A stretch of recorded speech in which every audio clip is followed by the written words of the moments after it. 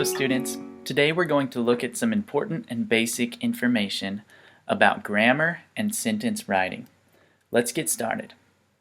A sentence is a group of words that is a complete thought. A sentence has a subject and a verb. In English, sentences follow a specific word order. Sentences in English follow a subject-verb-object pattern. For example, He Young threw the baseball. Notice the subject-verb-object pattern. Now, let's look at each of these parts in more detail. Subjects. Subjects are nouns or pronouns. They tell us who or what the sentence is about. A subject is a person or thing that does the action. For example, Sally studies at college. She studies English. The book fell off the table. Dallas is the best city. In these sentences, the first word in each sentence is a subject. Now, let's look at verbs. Verbs tell the action. Most verbs are action words. There are some words like is, am, are that are verbs but are not active. These are called linking verbs. Let's look at some example sentences. Muhammad is very active. He runs in the park. He swims every evening. Run and swim are active verbs. Is a linking verb. Let's look at a few more linking verbs. Linking verbs can be challenging for learners of English because they don't seem active. Here are a few linking verbs. The be verb, am, is, are, like, and feel. And here are some example sentences. Shin is friendly. Mai is Vietnamese. Shin likes baseball. Mai likes gardening. Shin feels tired after he plays baseball. Mai feels happy when she plays cards with her friends. Objects. An object is a noun or pronoun. An object receives the action.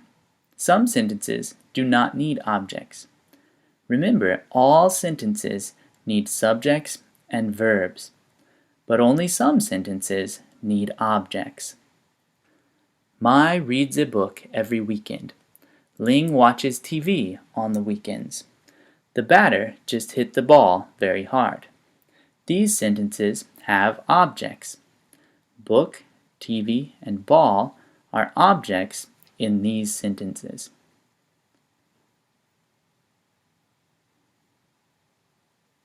Now, let's look at parts of speech.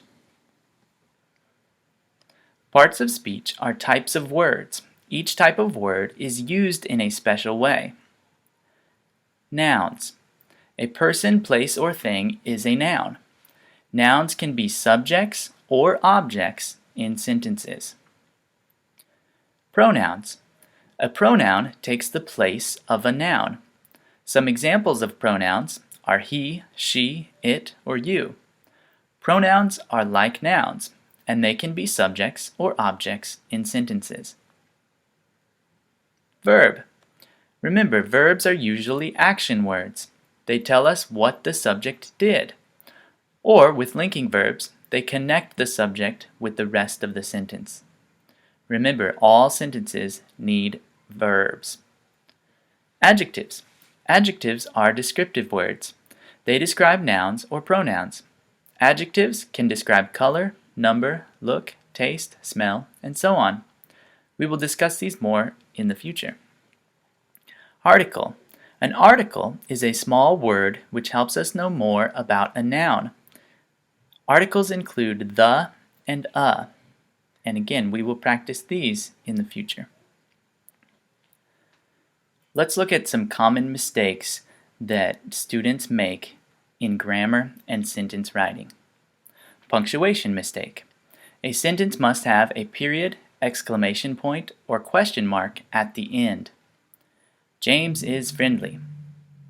This is a mistake because there's no period at the end of that sentence. Capitalization mistake. A sentence must have a capital letter at the very beginning. James is friendly. This is a mistake because the first word is not capitalized. The first letter of the first word of every sentence must be capitalized. Fragment. A fragment is a group of words that is not a complete thought. It is a mistake. Usually, the problem is because the fragment is missing a subject or it is missing a verb. Look at this example. The baseball player, the ball. And the correction, the baseball player hit the ball. Here, the fragment was missing a verb. Subject-verb agreement mistakes. The subject and the verb should agree in person and number. They goes to school at Richland College. This is a mistake because the subject, they, does not agree with the verb, goes. And here's a correction. They go to school at Richland College.